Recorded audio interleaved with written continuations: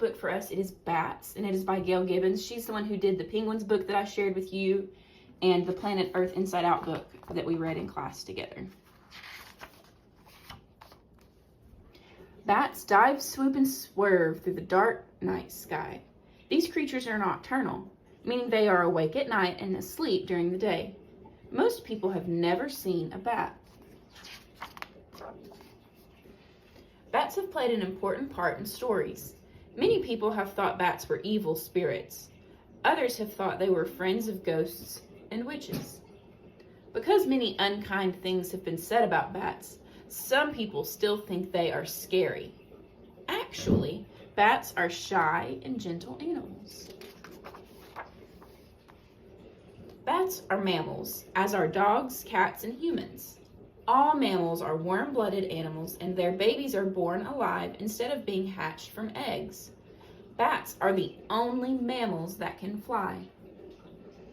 Bats have been around for a long time. The oldest bat fossil found is about 50 million years old. These prehistoric bats looked a lot like bats today. All bats have the same basic characteristics, including large wings, small bodies, and lightweight bones. So here's some of the labels, and it says the fur of a bat can either be black, white, red, brown, or gray.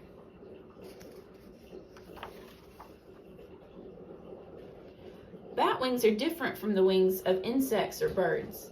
A bat's wing has long arm bones with very long finger bones. A thin skin called a membrane stretches between the bones. The thumb ends with a claw. The membrane connects the wing bones to the bat's body and leg. A bat can move each finger separately to change the shape of its wings. This helps it change its speed and direction quickly. Some bats can fly as fast as 15 miles an hour and as high as 10,000 feet. When a bat lands, it flips upside down and hangs by its toe claws.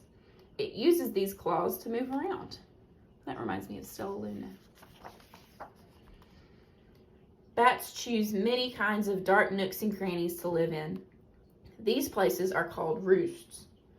Many bats live together in caves, attics, barns, or tall trees. In places where it gets cold in the winter, some kinds of bats migrate to warmer climates. Others use their roosts to hibernate until spring. Bats migrate when they go to and from a warmer climate. Just before hibernating begins, bats eat lots of food to live on during the long winter months. Their heartbeats slow down and their body temperatures drop. Bats hibernate when they sleep deeply for long periods of time. Bats live on every continent except Antarctica. Most of them live in hot climates where there are many insects, fruits, and flowers to feed on. There are about 1,000 different kinds of bats. The smallest is the Keating's hognose bat. Its wingspan is 5 inches and it weighs only 1/14 of an ounce. The biggest bat is the giant flying fox. It has a wingspan of about 5 feet and weighs about 2 pounds. They both live in Asia. Most bats are insect eaters and have a special way of seeing in the night called echolocation. A bat sends out a rapid beeping sound too high-pitched for people to hear. When hunting, the sound waves hit an insect. The waves bounce back to the bat's ears as echoes.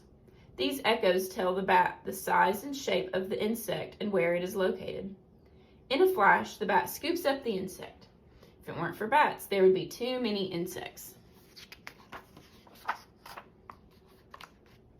There are fruit and nectar-eating bats too. These bats help pollinate plants, so we have foods such as avocados, figs, and bananas. They also help scatter seeds.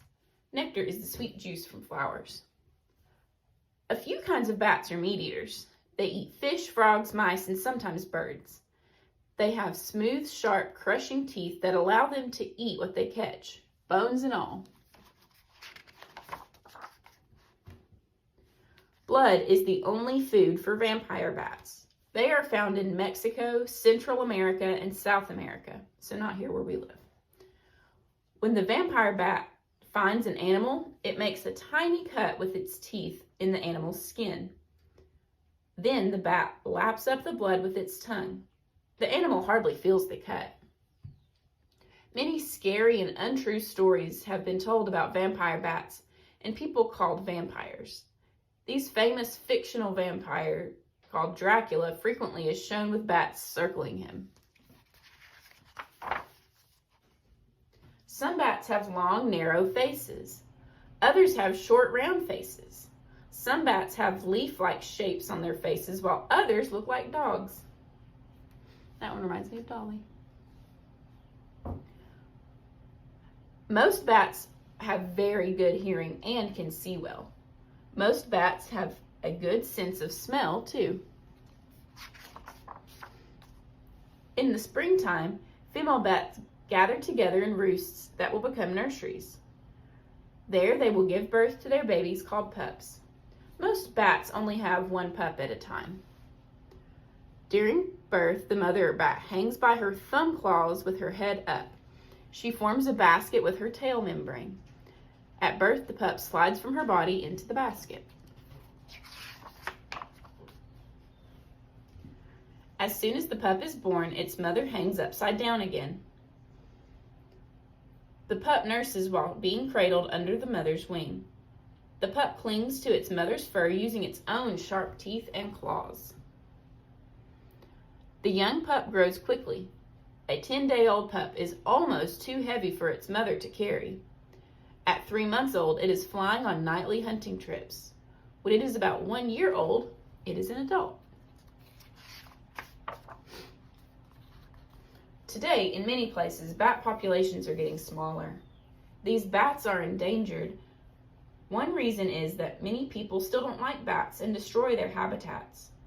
Other causes are pollution and the use of pesticides for killing crop-damaging insects. In many places, there aren't enough bats left to keep down the number of insect pests or to pollinate flowers. People are learning how to help protect bats. Some people provide bat houses where they can roost. Sometimes people cover bat cave entrances with grill work. Bats are free to come and go, but people can't enter. Also, there are nature preserves that protect large groups of bats. Bats play an important role in nature. It's fun to learn about them. Here's a few more bat facts.